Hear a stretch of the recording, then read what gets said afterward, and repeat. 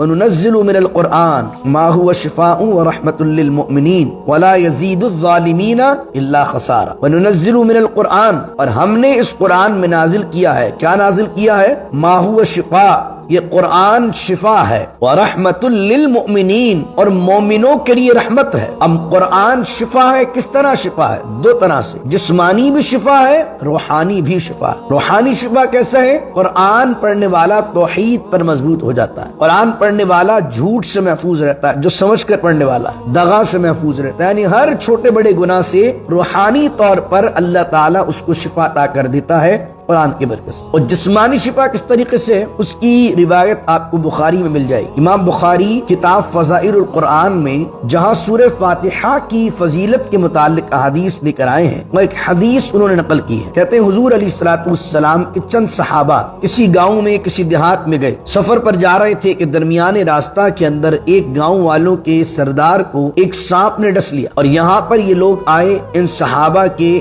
پاس کہ تم میں کوئی طبیب ہے، کوئی ڈاکٹر ہے جو علاج کر سکے؟ ایک صحابی نے ہاتھ اٹھا کر کہا کہ امین والصلاۃ والسلام علی اشرف الانبیاء والمرسلین رب اشرح لی صدری ویسر لی امری واحلل عقدۃ من لسانی یفقهوا قولی اللهم صل علی سیدنا ومولانا محمد معدن الجود والکرم وآلہ وصحبہ وبارک وسلم وقل رب ادخلنی مدخل صدق واخرجنی مخرج صدق واجعل لی من لدنک سلطانا نصیرا۔ صدق اللہ مولانا العظیم۔ سورہ بنی اسرائیل کی آیت نمبر 80 کو میں نے آپ کے سامنے تلاوت کیا ہے اور اس کا رکوع نمبر 9 کو ہم تلاوت کر رہے ہیں۔ اللہ رب العزت نے اس رکوع میں اپنے حبیب پاک صلی اللہ تعالیٰ علیہ وسلم کو ایک دعا کی تلقین کی ہے۔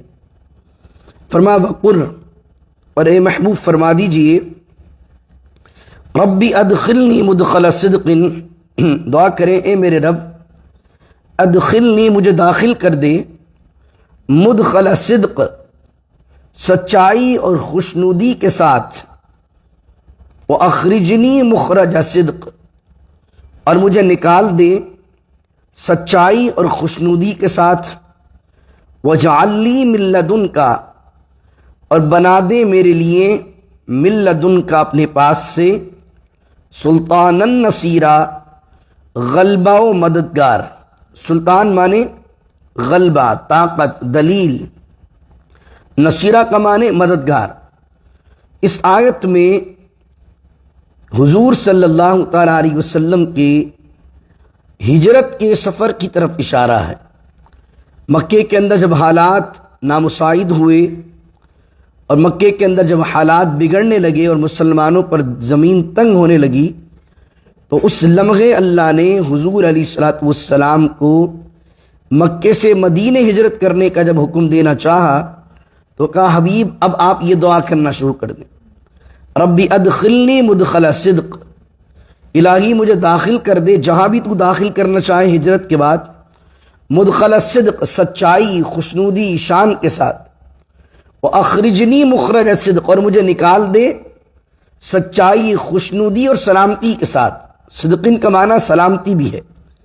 اس دعا کے اندر حضور صلی اللہ تعالیٰ علیہ وسلم کے سفر ہجرت میں ایک امان کی طرف بھی بشارت ہے کہ آپ مکے سے نکلیں گے بھی امان سے، سفر بھی امن سے رہے گا، اور جب مدینے میں داخل ہوں گے تب بھی امن سے داخل ہوں گے۔ اور اس دعا کا تو دوسرا جز ہے، وہ ہے وجعل لی من لدنک سلطانا نصیرا، اور جب مجھے تو کسی بھی جگہ داخل کرے تو وہاں مجھے شان سے اور غلبے سے اور مدد کے ذریعے سے داخل کر۔ نبی کریم صلی اللہ علیہ وسلم جب مکہ چھوڑ کر مدینے پہنچے تو وجعل لی من لدنک سلطانا نصیرا کی اس دعا کا ظہور اس طرح ہوا کہ مکے سے مدینے جا کر جب آپ پہنچے تو استقبال آپ کا اس طرح ہوا جس طرح کوئی بادشاہ کا استقبال کرتا ہے۔ لوگ اپنے گھروں کو چھوڑ کر مدینے کے باہر آ چکے تھے۔ بنو نجار کی بچیاں طلع البدر علینا من ثنیات الوداع وجب الشکر علینا مادعا للہ ہدائی دف پر پڑ رہی تھی، حضور کا استقبال کیا جا رہا تھا۔ ہر شخص چاہتا تھا کہ حضور علیہ الصلوۃ والسلام اس کے گھر پر قیام فرمائیں۔ اتنے سارے لوگ تھے جو چاہتے تھے حضور ہمارے گھر پر قیام فرمائیں۔ رسول اللہ نے فرمایا یہ میری اونٹنی ہے، یہ جس کے گھر کے آگے رکے گی میں اسی کے گھر پر قیام کروں گا۔ وہ اونٹنی کہاں رکی؟ حضرت ابو ایوب انصاری رضی اللہ تعالی عنہ کے گھر پر۔ اور حضرت ابو ایوب انصاری رضی اللہ تعالی عنہ کے گھر پر رسول اللہ نے 7 مہینے قیام فرمایا۔ اور حضرت ابو ایوب انصاری رضی اللہ تعالی عنہ کا مزار مبارک، ان کی قبر مبارک کہاں ہے؟ استنبول ٹرکی کے اندر۔ تو حضرت ابو ایوب انصاری رضی اللہ تعالی عنہ جو ہے وہ قسطنطنیہ کے جہاد میں گئے تھے۔ قسطنطنیہ استنبول کا پرانا نام ہے۔ اس جہاد کے اندر آپ کی شہادت ہوئی اور آپ کا وصال پھر وہیں ہوا اور آپ کی قبر مبارک بھی پھر وہیں بنی۔ اور حضرت ابو ایوب انصاری رضی اللہ تعالیٰ عنہ کے بارے میں امام محمد بن حنبل لکھتے ہیں کہ آپ نے کہا حضور میرے گھر کے 2 فلور ہیں، آپ ایسا کیجئے کہ آپ 2nd فلور پر چلے جائیے اور میں گراؤنڈ فلور پر رہ لیتا ہوں۔ کیوں؟ کیونکہ اگر ہم اوپر جائیں گے اور آپ ہم سے نیچے رہیں گے تو یہ بے ادبی ہے، تو آپ اوپر چلے جائیے اور ہم آپ کے نیچے رہتے ہیں۔ رسول کریم علیہ الصلوۃ والسلام نے فرمایا کہ لوگوں کا آنا جانا رہے گا ملاقات کے لیے، تو اوپر آنا اوپر سے جانا تم بھی ڈسٹرب ہوگے، تو حضور نے اس کی خاطر کہا میں نیچے ہی قیام کروں گا اور تم لوگ اوپر چلے جاؤ۔ تو مفسرین نے محدثین نے لکھا کہ حضور کے حکم پر حضرت ابو ایوب انصاری رضی اللہ تعالیٰ عنہ اوپر والے فلور میں چلے گئے، لیکن اپنے بچوں کو بھی اپنے گھر والوں کو تلقین کی کہ جس جگہ حضور سوتے ہیں نیچے، اوپر والے فلور پر اس کی اسپیس میں ہمیں چلنا بھی نہیں ہے۔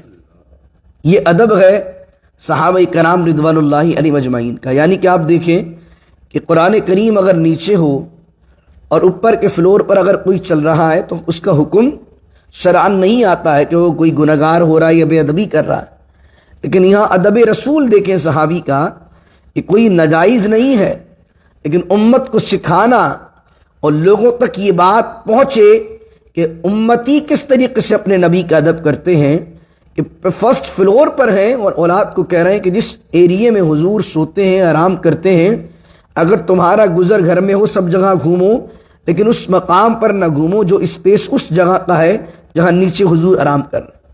تو حضور علیہ الصلوۃ والسلام مدینے پہنچے، 2 قبائل تھے اوس و خزرج کے، انہوں نے آپ کو اپنا سردار مان لیا، اور حضور کے آنے سے پہلے سردار بننا چاہتا تھا عبداللہ بن ابی۔ حضور کے پہنچنے کی وجہ سے سب نے حضور کو سردار مان لیا۔ تو مدینے کا جو سب سے بڑا منافق تھا وہ تھا عبداللہ بن ابی۔ عبداللہ بن ابی کا جو جھگڑا تھا وہ بھی سیٹ کا تھا۔ دنیا میں 80 سے 90% جھگڑے آپ کو جو دکھیں گے، جس کو نام دین کا دے دیا جائے، جس کا نام کسی کا دے دیا جائے، لیکن اصل جھگڑے ہیں سیٹ کے جھگڑے۔ عبداللہ بن ابی منافقوں کا سردار بنا جب اس نے دیکھا کہ سارا عالم اور سارا مدینہ ماحول بن چکا ہے حضور کے لیے، تو اب اس کے پاس کوئی چارہ نہیں تھا اسلام کو قبول کرنے کے علاوہ۔ اس نے اسلام قبول کر لیا، لیکن اپنی ٹیم کے ساتھ اسلام کے دامن میں آخری سانس تک وہ نفاق کے بیج بوتا رہا۔ اس کے دوسری طرف 3 قبائل تھے یہودیوں کے۔ رسول کریم صلی اللہ تعالیٰ علیہ وآلہ وسلم نے ان یہودی قبائل سے آپ نے معاہدہ کر لیا، تو حضور علیہ الصلوۃ والسلام مدینے کے بے تاج بادشاہ ہو گئے۔ وہ جو دعا ہے وَجَعَلْنِي مِن لَّدُنْكَ سُلْطَانًا نَصِيرًا، کہ اے اللہ میرے لیے بنا دے اپنے خزانہ رحمت سے سلطان، سلطان مانے غلبہ عطا فرما دے، نصیرہ اور مددگار پیدا فرما دے۔ تو یہ دعا ہجرت کے لیے بھی ہے اور یہ دعا ہر کام کے لیے۔ آپ نیا گھر موو کر رہے ہیں، کاروبار چینج کر رہے ہیں، جاب چینج کر رہے ہیں، کسی جگہ کسی طریقے کی مشکلات بھی ہیں، تو آپ یہ دعا پڑھ لیجیے، ربی ادخلنی مدخل صدق واخرجنی مخرج صدق واجعل لی من لدنک سلطانا نصیرا۔ کچھ لوگ اس دعا کو شوگر کے لیے بھی بتاتے ہیں، تو اگر اس سینس میں بھی لیا جائے تو کسی بھی بیماری کے لیے آپ کیا کہہ رہے ہیں کہ اللہ تعالیٰ مجھے خیر کے ساتھ اس بیماری سے نکال دے۔ بعض اوقات کیا ہوتا ہے، آدمی بیماری کو سہتا ہے، لیکن جب نکلتا ہے تو جسم کے بہت ساری چیزیں خراب ہو چکی ہوتی ہیں اس بیماری کی وجہ سے. تو بیمار بھی ہیں تو جب بھی آپ دعا کریں ربی ادخلنی مدخل صدق واخرجنی مخرج صدق واجعل لی من لدنک سلطانا نصیرا. آیت نمبر 80 ہے سورہ بنی اسرائیل کی. اس دعا کو جس طرح پہلے دعائیں آتی ہیں تو میں آپ کو کہتا ہوں یاد کر لیا کریں، قرآنی دعائیں ہیں. اور یہ دیکھیں اس کا ایک ایک لفظ اللہ سکھا رہا ہے اپنے حبیب کو. اور آیت کے شروع میں کیا وقل، اے حبیب کہیے، یعنی اللہ نے ہی قبول کرنی ہے اور اللہ ہی سکھا رہا ہے. اے حبیب یہ کہیے ہماری بارگاہ. تو مانگنے کس کو ہے؟ نبی کو. اور کس سے مانگنے؟ اللہ سے. اور اللہ ہی بتا رہا ہے کون سے لفظوں سے مانگو.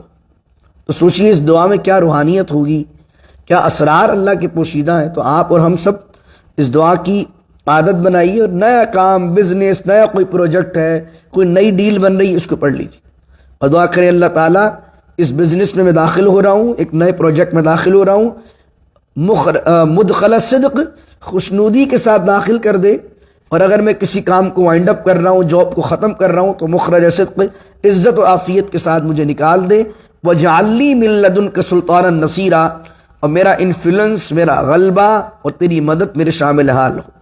اگلی آیت تو بہت ہی مشہور ہے، وَقُلْ جَاءَ الْحَقُّ وَزَهَقَ الْبَاطِلُ إِنَّ الْبَاطِلَ كَانَ زَهُوقًا. اے حبیب ان سے یہ بھی کہیے، اب یہ ہجرت کا موقع ہے. سچویشن دیکھیے آپ کہ مکے سے مدینے جانا پڑ رہا ہے. مکے والے تو یہ سمجھ رہے کہ ہم جیت گئے اور ہم نے حضور کو باہر نکال دیا. مکے والے تو یہ سمجھ رہے کہ ہم نے صحابہ کو حبشہ کی طرف یا مدینے کی طرف ہجرت کرنے پر مجبور کر دیا. لیکن اللہ کہہ رہے حبیب سے کہیے وَقُلْ جَاءَ الْحَقُّ وَزَهَقَ الْبَاطِلُ، حق آ گیا ہے اور باطل مٹ گیا ہے. ان الباطل کان زہوقا، اور بے شک باطل کو مٹنا ہی ہے. نبی کریم صلی اللہ علیہ وسلم مدینے گئے، اللہ نے 7-8 سال بعد مسلمانوں کو وہ غلبہ، وہ طاقت، وہ وَاجْعَلْ لِي مِن لَّدُنْكَ سُلْطَانًا نَصِيرًا یاد رکھیں. وہ غلبہ اور وہ طاقت وہ اللہ کی مدد رہی کہ حضور پہ شان کے ساتھ مکے میں فاتح کی حیثیت سے داخل ہوئے. 10,000 صحابہ کرام موجود ہیں، وہ حضور داخل ہوئے.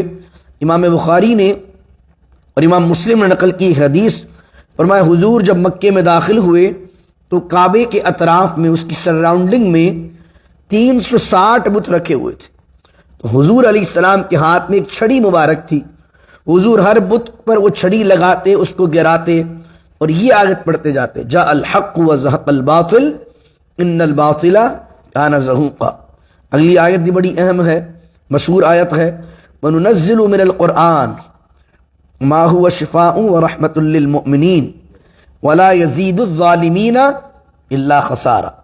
وَنُنَزِّلُ مِنَ الْقُرْآنِ، اور ہم نے اس قرآن میں نازل کیا ہے. کیا نازل کیا ہے؟ ما هو شفاء، یہ قرآن شفا ہے. وَرَحْمَةٌ لِّلْمُؤْمِنِينَ، اور مومنوں کے لیے رحمت ہے.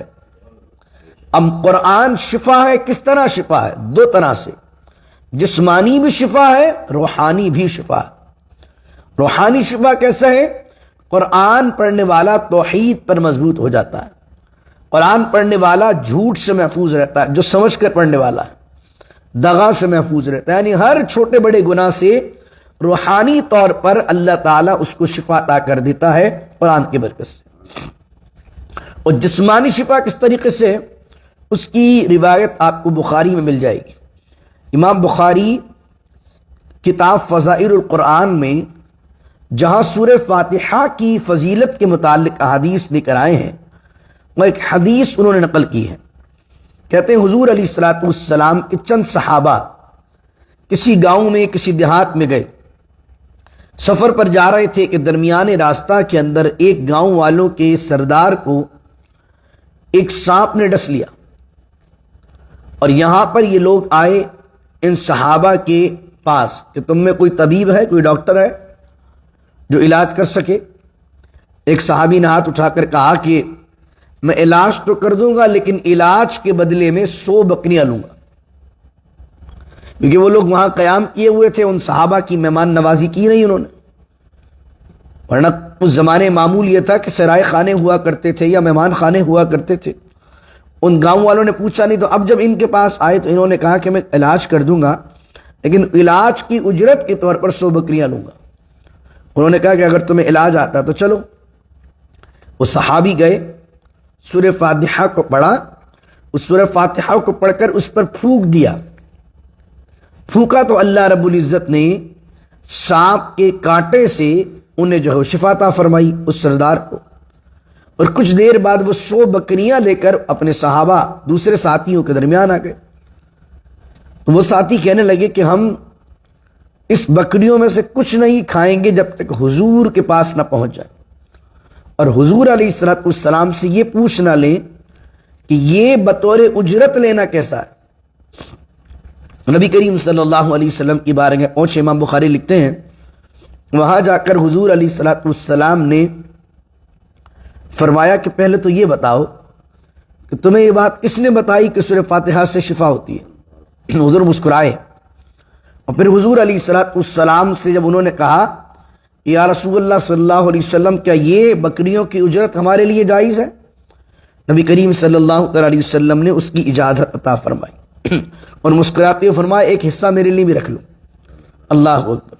تو یہاں سے جو رقیہ کرتے ہیں, جو صحیح عاملین ہیں, جو صحیح عاملین ہیں, جعلی عامل نہیں. جعلی عامل تو آپ کو بہت سارے مل جائیں گے, فلاں بنگالی بابا, فلاں یہ اور وہ محبوب آپ کے قدموں میں, فلاں اس کے قدموں میں, اور راتوں رات کروڑ پتی, وہ خود بیچارہ روڈ پتی ہوا ہے اور راتوں رات کروڑ پتی, اور محبوب آپ کے قدموں میں. اس کو پتہ نہیں 10 لوگوں نے دھوکہ دے دیا, جبھی تو بابا بن گیا ہو, اور وہ محبوب قدموں میں لے کے آ رہا آپ کے. تو یہ جو جعلی عامل ہے یہ نہیں, جو باقاعدہ عملیات کی فیلڈ میں ہے. تو اس حوالے سے جو ان کا اجرت لینا ہے اس کو بھی کچھ علماء نے اس حدیث کی بنا پر جائز قرار دیا. لیکن بہت سے صوفیاء اور بہت سے بزرگ فرماتے ہیں کہ بہتر تو یہ کہ اجرت نہ لی جائے کہ وہ تاثیر جاتی ہے اس سے چیز کی. تو یہاں پر یہ حدیث اشارہ کر رہی ہے کہ قرآن جسمانی امراض کے لیے بھی شفا ہے. لیکن ایک بات یاد رکھیے جو بہت سے عاملین کے ساتھ بیٹھ کر میں نے سمجھی ہے اور استادوں کے ساتھ بیٹھ کر سیکھی ہے, چیزیں ہوتی ہیں 2 قسم کی. ہمارے کچھ لوگ عملیات میں لگتے ہیں تو علاج نہیں کرواتے, علاج میں لگتے ہیں تو عملیات نہیں کرواتے. یہ دونوں چیزیں غلط ہیں. یعنی کہ ایک صاحب نے مجھے آج سے 2-3 سال پہلے کراچی کا واقعہ سنایا کہ ایک صاحب کو کوئی پرابلم ہونے لگی جگر میں کسی جگہ پر, تو انہوں نے ڈاکٹر سے رجوع کرنے کے بجائے وہ چلے گئے کسی عامل کے پاس. عامل نے کہا بس کسی ہاسپٹل جانے کی ضرورت نہیں, کسی ڈاکٹر کے پاس جانے کی ضرورت نہیں, بس میں یہ پڑھن کر دوں گا, میں وہ کر دوں گا, یوں ہو جائے گا. وہ صاحب 6 مہینے تک نہ کسی ہاسپٹل گئے, نہ کوئی ٹیسٹ کروایا, نہ کسی ڈاکٹر سے ملے. 6 مہینے تک اس عامل کے ساتھ معاملات کرتے رہے. طبیعت زیادہ بگڑ گئی. جب طبیعت زیادہ بگڑ گئی تو اب کیا ہوا, جب ڈاکٹر کے پاس پہنچے تو پتہ لگا کینسر کا لاسٹ سٹیج ہے. 6 مہینے آ جاتے پہلے تو کچھ نہ کچھ علاج معالجہ ہو جاتا. تو یہ جو نظریات ہیں یہ نظریات بالکل شریعت کے خلاف ہیں. دیکھیں اللہ نے ہر بندے کو اپنی اپنی فیلڈ کا ایکسپرٹ بنایا. تو میڈیکل سائنس کے جو ایکسپرٹ ہیں وہ ڈاکٹر حضرات ہیں, اور علاج کروانا بھی سنت ہے. نبی کریم صلی اللہ علیہ وسلم سے بڑھ کر دعا میں تاثیر رکھنے والا اور عملیات کو جاننے والا کون ہو سکتا ہے. لیکن حضور نے بھی علاج کروایا. حضور علیہ السلام نے پچھنے لگوائے, حجامہ کروایا. آج تو جگہ جگہ حجامہ سینٹر کھل گئے, حضور نے حجامہ کروایا. تو حضور سے اور صحابہ کرام سے علاج کروانا, باقاعدہ پراپر آپ کو ٹریٹمنٹ میڈیکل کی لینا, یہ جائز عمل ہے. یہ توکل کے خلاف نہیں ہے. ارے بھائی جانا تو ہے, اب کیا ڈاکٹروں کے پاس جانا, مر جائیں گے چلے جائیں گے, یہ ایسی چیز نہیں ہے. یہ جان اللہ کی امانت ہے اور اس کو صحیح رکھنا آپ کی ذمہ داری ہے. اگر آپ کو شوگر ہے اور کوئی چیز آپ کو نقصان دیتی ہے تو علامہ سعیدی نے پوری تفصیل کے ساتھ اپنی تبیان القرآن میں مسئلہ لکھا ہے کہ ایسی جو چیز جو آپ کو ہلاکت میں لے جائے, اگرچہ سے وہ حلال بھی ہو لیکن چونکہ وہ آپ کو ہلاکت میں لے کے جا رہی ہے تو وہ چیز آپ کے لیے جائز نہیں. کیونکہ اپنی جان کو اللہ قرآن میں کہہ رہا ہے ہلاکت میں نہ ڈالو. وَلَا تُلْقُوا بِأَيْدِيكُمْ إِلَى التَّهْلُكَةِ. اس آیت کے تحت انہوں نے لکھا ہے کہ شوگر کا پیشنٹ ہے, وہ روزانہ صبح شام گلاب جامن کھانا شروع کر دے گا، نہیں بھائی میں تو کھاؤں گا، مروں گا لیکن زبان کا ٹیسٹ چھوڑوں گا. اس طرح کولیسٹرول والا وہ جناب ساری چکنی چپڑی چیزیں کھاتا رہے. تو انہوں نے یہ لکھا کہ وہ ساری چیزیں گلاب جامن حلال ہے، اس کے علاوہ جو چکن سے وہ مطلب یہ کہ آئل سے بنی ہوئی چیزیں وہ حلال ہیں، لیکن چونکہ اس کے لیے وہ چیزیں ہلاکت میں ڈالنے والی ہیں تو مریض کے لیے جائز نہیں ہے. انہوں نے پوری دلائل سے ثابت کیا. تو علاج ایک الگ شے ہے، عملیات ایک الگ شے ہے. ان دونوں میں ربط کیا ہے؟ ان میں ربط یہ ہے کہ آپ علاج کروا رہے ہیں، لیکن کیا وہ علاج آپ کے لیے شفا ہوگا یہ آپ کو کنفرمیشن نہیں ہے. بعض اوقات بہت بڑے آپ سرجن سے علاج کرواتے ہیں، ڈاکٹر سے علاج کرواتے ہیں، اس کا پورے شہر میں نام ہوتا ہے، آپ کو شفا نہیں ہوتی ہے.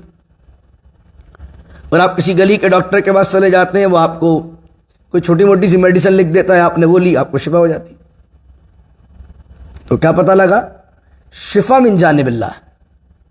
تو آپ علاج کروائیں گے اپنی بساط کے مطابق اور عملیات کریں گے اللہ سے دعا اس لیے کہ اللہ تعالیٰ اس علاج کو آپ کے لیے شفا بنا دے.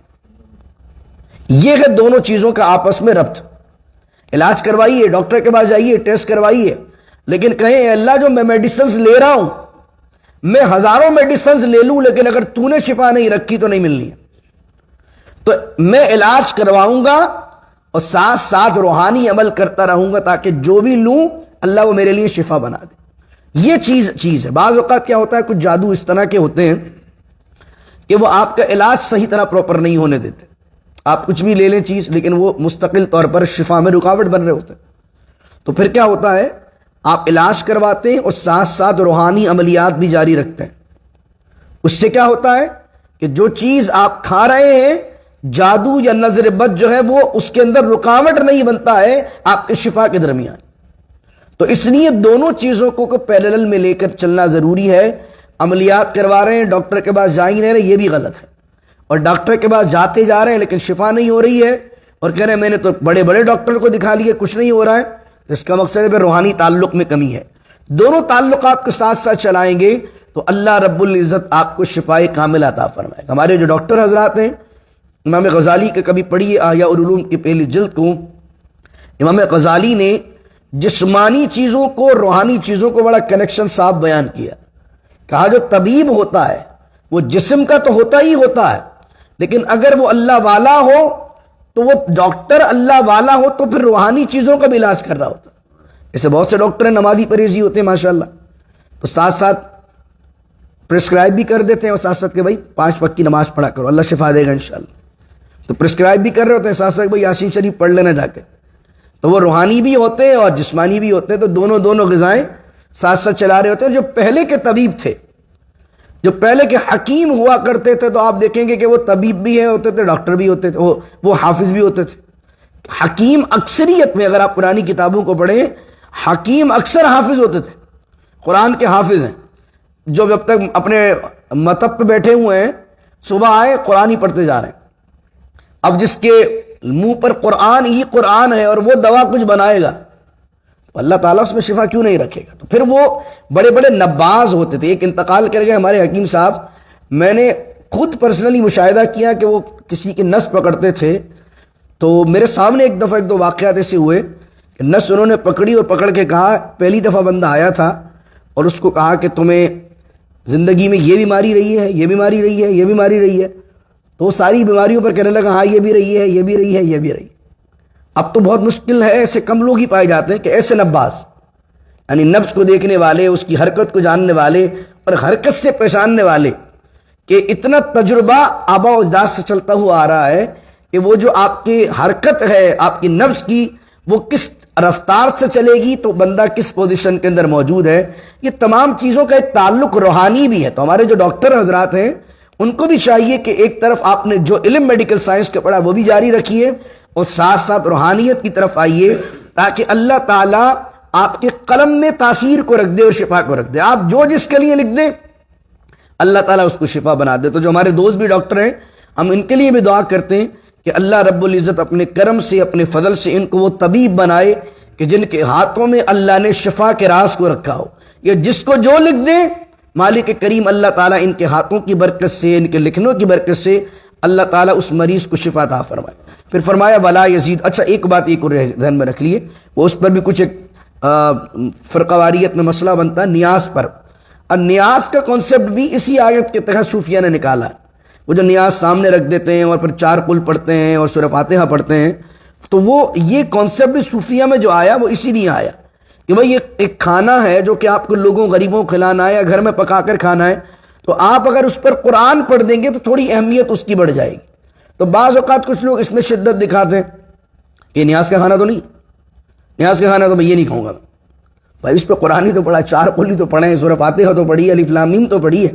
تو یہ جو معاملہ ہے کہ قرآن میں شفا ہے، تو اس لیے کھانا سامنے رکھ کر قرآن پڑھ دیا جاتا ہے۔ لیکن اگر کچھ لوگوں نے اس چیز کو لازم ملزوم بنا دیا، یعنی وہ سمجھتے ہیں کہ اگر آدمی نے 4 قل بیٹھے بیٹھے پڑھ لیے، وہ بریانی کی پلیٹ نہیں آئی سامنے تو نیاز ہی نہیں ہوئی، تو یہ بھی شدت ہے، اس کی بھی کوئی روایت نہیں ہے کہ وہ بندہ کہ بھائی مفتی صاحب دوبارہ نیاز دو۔ کیوں؟ وہ دیکھ تو آئی نہیں تھی، ابھی آپ نے پہلے ہی نیاز دے دی۔ بھائی وہ دیکھ آئی ہو کہ نہیں آئی ہو، کھانا بنا ہو کہ نہیں بنا ہو، اصل مقصود تو اللہ کی بارگاہ میں قرآن پڑھنا ہے، اور پھر بزرگوں کو یا آپ کے مرحومین کو اس قرآن پڑھنے کا ثواب پہنچا دینا ہے اللہ کی مدد سے۔ فرمایا وَلَا يَزِيدُ الظَّالِمِينَ إِلَّا خَسَارًا، اور اس قرآن سے مومن کے لیے رحمت، مومن کے لیے شفا۔ وَلَا يَزِيدُ الظَّالِمِينَ، اور قرآن خسارہ نہیں کرتا، زیادہ نہیں کرتا نقصان میں، مگر کن کا؟ ظالمین کا نقصان کرتا ہے۔ قرآن نقصان کیسے کر سکتا ہے؟ قرآن اس طرح نقصان کرتا ہے ظالم کا کہ ظالم کے اوپر جب قرآن کی آیتیں پیش کی جاتی ہیں، وہ پہلے ایک آیت کا انکار کرتا ہے تو اللہ کی بارگاہ سے اور مردود بارگاہ ہوتا ہے، پھر دوسرا حکم آتا ہے تو دوسرے کا انکار کرتا ہے، تیسرے کا حکم آتا ہے تو تیسرے کا انکار کرتا ہے۔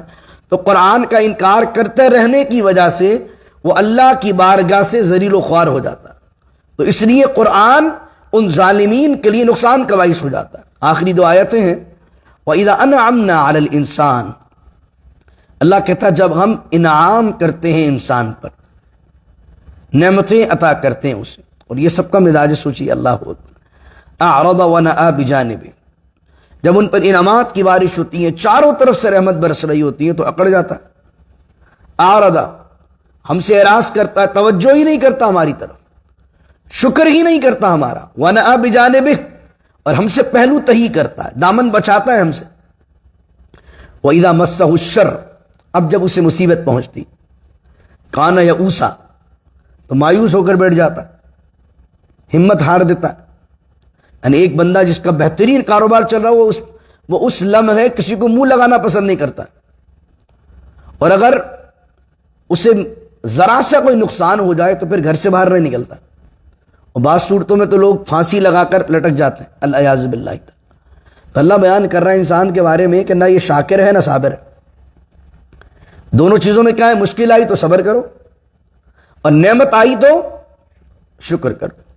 پھر فرمایا قُلْ كُلٌّ يَعْمَلُ عَلَى شَاكِلَتِهِ، حضرت ابو بکر صدیق کی پسندیدہ آیتوں میں سے یہ آیت ہے۔ حضرت ابو بکر فرماتے ہیں قرآن کی میں بہت ساری آیتیں پڑھتا ہوں، لیکن میری پسندیدہ آیتوں میں سے ایک پسندیدہ آیت یہ بھی ہے، اور وہ کیوں ہے وہ بھی سنیے گا۔ کیا بات کہی آپ نے؟ فرمایا قُلْ كُلٌّ يَعْمَلُ عَلَى شَاكِلَتِهِ، اور اے حبیب فرما دیجئے ہر شخص عمل کرتا ہے اپنے شاکلہ کے مطابق۔ شاکلہ کیا ہے؟ شاکلہ یہ ہے کہ اللہ نے جس پیٹرن پر ہر انسان کو پیدا کیا، دیکھیں آپ کی جین الگ ہے، میری جین الگ ہے، آپ کے جینیٹیکلی معاملات الگ ہیں، میرے جینیٹیکلی معاملات الگ ہیں، آپ کی جس علاقے میں جن حالات میں پرورش ہوئی ہے، گرو اپ ہوا ہے، میرا جن حالات میں گرو اپ ہوا ہے، دونوں حالات چینج ہیں۔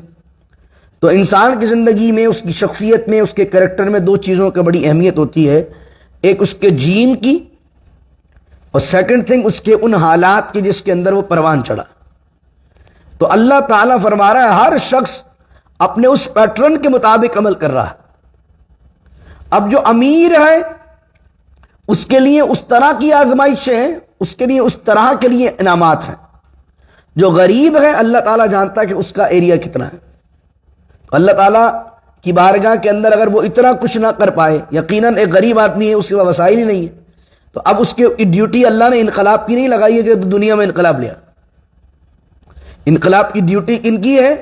جن کو اللہ نے وہ اسٹیٹس دیا جو انقلاب لا سکتے. تو اللہ نے فرمایا ہر شخص اپنے شاکلہ میں کام کر رہا ہے. حضرت ابو بکر صدیق کیا فرماتے ہیں یہاں پر؟ فرماتے ہیں میری پسندیدہ آیت ہے. وہ اس کو کچھ اور معنی میں لیتے ہیں، اور کیا خوبصورت معنی ہے. کہا اللہ نے یہاں فرمایا کہ ہر شخص اور ہر شے اپنے پیٹرن کے مطابق عمل کر رہی ہے. تو مجھے اس آیت میں اللہ کی رحمت سے بڑی امید ہے کہ آدمی کا پیٹرن ہے گناہ کرنا اور اللہ کا پیٹرن ہے بخش دینا. تو کہا کہ ہم تو گناہگار لوگ ہیں، انسان تو خطائیں کرتا رہتا ہے، لیکن وہ رحمان ہے، وہ رحیم ہے، وہ غفار ہے. تو مجھے آیت پڑھتا ہوں تو مجھے وہ بات یاد آتی ہے کہ ہر شخص اور ہر شے اور ہر ذات اپنے پیٹرن کے مطابق کر رہی ہے. تو اللہ خود ہی تو فرماتا ہے کہ میرے غضب پر میری رحمت حاوی ہے. تو انسان کا پیٹرن گناہ کرنا ہے، رب کا پیٹرن بخش دینا ہے. تو یہ آیت بتا رہی ہے کہ انشاءاللہ اللہ کی رحمت سے بخشے جائیں گے.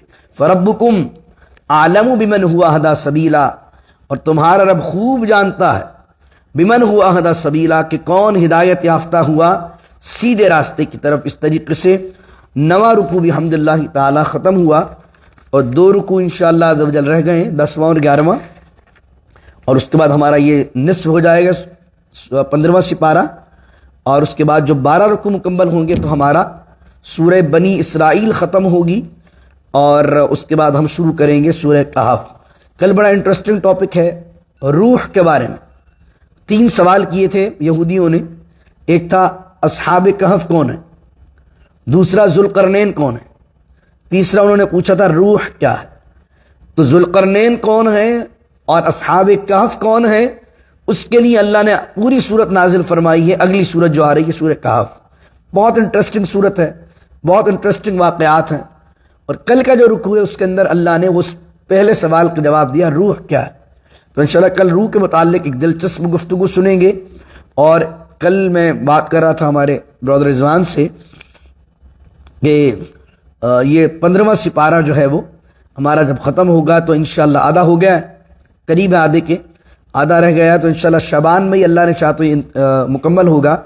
تو اللہ کے فضل سے، اس کے کرم سے، اس کی عنایت سے کم و بیش 1 سال کے اندر 1 سال لگا ہے مجھے اس میں. اور پھر بھی یہ کافی، مجھے کل ہی ہم بابر بھائی تھے وہاں پر اور غلام بھائی بھی سے. تو کیا ہوتا ہے بعض اوقات دیر لگ جاتی ہے پورا قرآن مکمل کرنے میں. ایک جماعت اسلامی کے ہمارے دوست ہیں ڈاکٹر حاجی مشتاق صاحب، حیدرآباد میں ہوتے ہیں، وہ صدر بھی رہے جماعت کے. تو میں جب لکھتا ہوں کہ 1 سپارہ ہو گیا، 2 سپارے ہو گئے، 14 ہو گئے، 15 ہو گئے، تو انہوں نے مجھے بتایا کہ میں ہفتہ وار میں نے درس دیا ہے قرآن کا اپنی مسجد میں، تو مجھے 26 سال لگے قرآن مکمل کرنے. تو مجھے کہنے لگے کہ آپ ہر 10-15 دن بعد ڈال دیتے ہیں، سپارہ ہو گیا تو کیسے کرتے ہیں؟ تو میں نے کہا مسئلہ ہے کہ آپ دیتے تھے ہفتہ وار، اللہ نے یہ توفیق ہمیں دی، ہم دیتے ہیں روزانہ. تو روزانہ کی بنیاد کی وجہ سے بھی الحمدللہ ابھی 1 سال ہی گزرا ہے. کیونکہ شروع میں نے کیونکہ مدنی صورتیں تھیں، مدنی صورتوں میں کیا تھا کہ اس میں احکامات تھے، مسائل تھے شرعی. تو میں 4-5 آیتیں پڑھتا تھا تو آدھے گھنٹے کا درس ویسے ہی ہو جاتا، کیونکہ پہلے مسئلہ سمجھانا پڑتا تھا، طلاق کا مسئلہ، عدت کا مسئلہ، وراثت کے مسئلے. تو وہ جو مدنی صورتیں تھیں شروع کی، مکی، جو سورہ بقرہ ہے، سورہ آل عمران ہے، سورہ نساء ہے، سورہ مائدہ ہے، ان مدنی صورتوں میں چونکہ مدینے کے اندر شریعت کا نفاذ ہوا ہے، احکامات آئے ہیں، کیا حلال کیا حرام کس طرح ہوگا، تو وہ احکامات سمجھانے میں تھوڑا ٹائم لگتا تھا. پھر اس کے بعد جب مکی صورتیں آئی ہیں اس میں انبیاء کے تذکرے ہیں، اس میں پچھلی قوموں کے احوال ہیں، اس میں آخرت کی باتیں ہیں. تو اس کے اندر کوئی مسئلہ باقاعدہ ایک آیت پڑھ کے 15 منٹ تک سمجھانا نہیں پڑتا تھا، واقعہ تھا، اسٹوری سمجھ میں آ رہی ہوتی تھی سیدھی سیدھی. تو پھر ہم نے کیا کیا کہ پھر میری عادت یہ بن گئی، میں کوشش کرتا ہوں کہ روزانہ 1 رکوع جو ہے تلاوت کر لوں، تاکہ ہم پراپر وے سے 15 سپارے اگر ہم نے 1 سال میں الحمدللہ ختم ہو جائیں گے تو اللہ سے امید ہے، اللہ نے زندگی دی اور اللہ نے کرم کیا، فضل کیا، خیر سے رکھا، تو انشاءاللہ اگلے سال جو ہوگا تو پورا قرآن ہمارا ان 2 سالوں میں، کہاں 25-26 سال اور کہاں آدمی 2 سالوں میں، اگر اللہ نے توفیق دی، اللہ کی مدد سے ہی ہو پائے گا. اللہ نے اگر توفیق دی، ہماری تو کوئی اوقات نہیں. تو زندگی کے اندر میرے لیے یہ سعادت کی بات ہے کہ میری ایک جوانی کے اندر 2 سال کے اندر میں آیت ٹو آیت قرآن کے درس کو مکمل کر پاؤں گا. میری بچپن سے خواہش تھی کہ میں کبھی قرآن کے درس دوں، لیکن امریکہ میں جہاں درجنوں مسائل ساتھ ہیں تو یہ رحمت بھی ساتھ ہے کہ اللہ نے یہ توفیق دی کہ اس سرزمین پر آ کر اللہ نے آیت ٹو آیت، ورڈ ٹو ورڈ جو ہے وہ قرآن کریم کو مجھے سمجھانے کا اور سمجھنے کا موقع دیا. کیونکہ مجھے درس کی برکت یہ ہے کہ جب مجھے سمجھانا ہے، پڑھانا ہے آپ کو، سکھانا ہے آپ کو، تو پہلے مجھے خود مطالعہ کرنا ہے. یقیناً مجھے 8 سے 10 تفسیروں کا مطالعہ کرنا پڑتا ہے، اور ڈیلی ذمہ داری لی ہوئی ہے. تو مجھے اب دن بھر میں کتنی مصروفیت ہو، مجھے 1 سے 1.5-2 گھنٹے اس کو پڑھنے کے لیے نکالنے پڑتے ہیں. وہ کیا ہو گیا کہ میں بھی اس معاملے کی وجہ سے باؤنڈ ہو گیا مطالعے کے لیے. ورنہ آدمی کو سستی آ جاتی، 2-4 دن تک نہیں پڑھا، 1 ہفتے تک نہیں پڑھا، بھائی طبیعت ناساز ہے نہیں پڑھا، رات کو شادی میں گئے ہوئے تو نہیں پڑھا. ٹھیک ہے، کل رات کو ہم ایک شادی میں تھے، لیکن جب میں آیا صبح پھر میں نے الارم، رات کو سویا 1-1:30 بجے، لیکن الارم پھر ہم نے وہی 5 بجے کا لگایا کہ بھائی مطالعہ کرنا ہے. کیونکہ جب مطالعہ نہیں ہوگا تو میں آپ کے سامنے کیا تحقیقی بات کروں گا. پھر آدمی کا جب پیٹرن بن جاتا ہے ایک روزانہ ان کتابوں کو پڑھ کے بات کرنے کا، تو اگر کسی دن 2 کتابیں بھی رہ جائیں تو وہ کہتا ہے یار آج حق پورا ادا ہوا نہیں ہے. تو یہ میں اپنا کمال بیان نہیں کر رہا ہوں، قرآن کی برکت بیان کر رہا ہوں کہ مجھ نکمے کو بھی اللہ رب العزت نے اس کی وجہ سے بہت فائدہ دیا، بہت کرم کیا، اور میرے علم کے اندر بھی بہت ساری چیزوں کا اس کو پڑھنے سے، بیان کرنے سے اضافہ ہوا، اور بہت سی فکر کی جو سوچ ہے اور فکر کے زاویے ہیں، سوچنے کے مختلف اینگل ہیں، وہ میرے اس کے اندر الحمدللہ اس قرآن کی برکت سے تبدیلی آئی. اللہ تعالیٰ اس درس کو میرے لیے، میری نسلوں کے لیے اور آپ سب کے لیے جو آتے ہیں، جو اہتمام کرتے ہیں، جو ساتھ شامل ہوتے ہیں، مالک کریم سب کے لیے توشہ آخرت بنا دے، قبر میں نور کا ذریعہ بنا دے، آخرت میں بخشش کا ذریعہ بنا دے. تو انشاءاللہ نصف قرآن جب اس مہینے ہوگا تو انشاءاللہ ایک بڑا پروگرام رکھیں گے فجر کے اندر ہی انشاءاللہ عز و جل، اور آپ تمام لوگ اس میں شرکت کیجئے گا تاکہ نصف قرآن کی بھی دعا ہم مل کر کریں کہ اللہ تعالیٰ آدھا ہو گیا ہے اور آدھا بھی صحیح بیان کرنے کی، اس پر عمل کرنے کی توفیق عطا فرمائے. وآخر دعوانا ان الحمد للہ رب العالمین. بسم اللہ الرحمن الرحیم. اللہم نور قلوبنا بالقرآن العظیم وزین اخلاقنا بالقرآن العظیم وادخلنا الجنة بالقرآن العظیم ونجنا من النار بالقرآن العظیم. وصلی اللہ تعالی على خیر خلقه محمد وعلى آلہ وصحبہ اجمعین برحمتک یا ارحم الراحمین. لا الہ الا اللہ محمد رسول اللہ.